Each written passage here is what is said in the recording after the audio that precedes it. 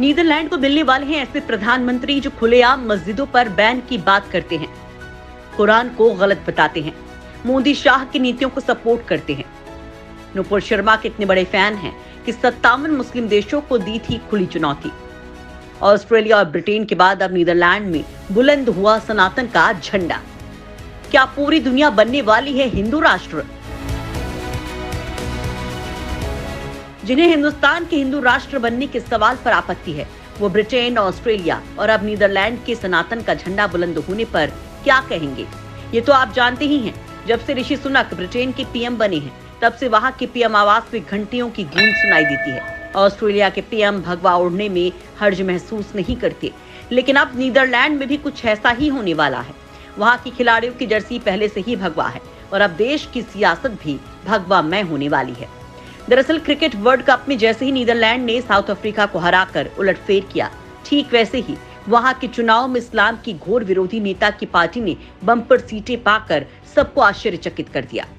जबकि इस पार्टी के सबसे बड़े नेता, या यूं कहें कि पार्टी फॉर फ्रीडम के मुखिया, इस्लाम के घोर विरोधी हैं। नुपुर शर्मा के बयान पर जब हिंदुस्तान में हंगामा मचा था, तब इसी नेता ने न सिर्फ नुपुर शर्मा का समर्थन किया था, बल्कि 57 मुस्लिम देशों को खुली चुनौती भी दी थी। इन्होंने कहा था कि सच बोलना बुरा नहीं है।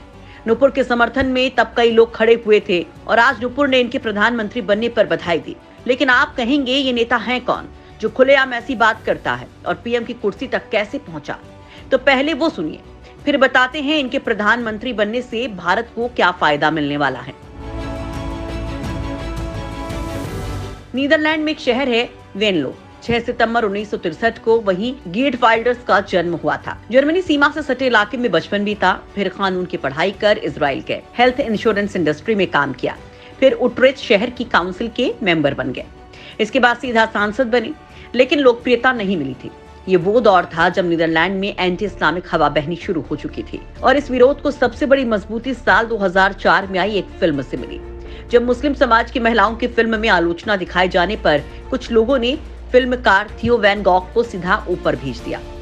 इस बात की नीदरलैंड के लोगों में ऐसा गुस्सा भरा कि लोग सड़कों पर उतर आए और इन लोगों की आवाज बनी। पर अभी सफर की शुरुआत हुई थी, अभी काफी काम बाकी था। कोई भी पार्टी खुलकर इस्लाम का विरोध नहीं करना चाहती थी। इसलिए साल 2006 में गीट ने अपनी पार्टी बनाई, नाम रखा पार्टी फॉर फ्रीडम। धीरे धीरे लोग जुड़ते गए और असली विवादास्पद प्रसिद्धि तब मिली जब फितना नाम की फिल्म में इन्होंने कई विवादित चीजें दिखाई। ये वो दौर था जब कई मुस्लिम देशों ने इस पर बैन लगा दिया था। धमकियां मिलने लगी, ब्रिटेन ने इनकी एंट्री पर रोक लगा दी। बावजूद इसके वो खिलाफ बोलते रहे। इन्होंने कुरान, हिजाब पर बैन लगाने, मस्जिदों को तुरंत बंद करने समेत कई ऐसी मांगे की जिसे सुनकर तुर्की गुस्से से लाल हो उठा। मौलानाओं का गुस्सा 7वें आसमान पर पहुंच जाता। यहाँ तक कि नफरत फैलाने के आरोप में मामला कोर्ट तक पहुंचा, लेकिन आखिर में बरी हो गए। अब इनकी पार्टी ने चुनाव में एग्जिट पोल के मुताबिक 150 में से 35 सीटें हासिल की हैं, जो किसी भी पार्टी की ओर से सबसे ज्यादा हैं। ऐसे में दूसरी पार्टियों के साथ मिलकर ये सरकार बना सकते हैं।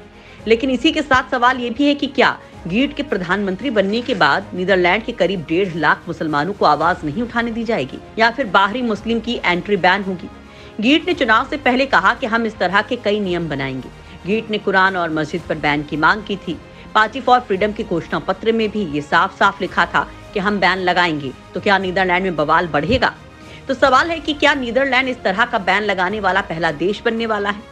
दुनिया में हर किसी को अपना धर्म मानने की आजादी है। ऐसे में किसी भी देश का प्रधानमंत्री ऐसा कैसे कर सकता है, ये भी देखने वाली बात होगी, क्योंकि नीदरलैंड में गीट के प्रधानमंत्री बनने के बाद कई बड़े बदलाव आने की गुंजाइश साफ दिखाई देती है।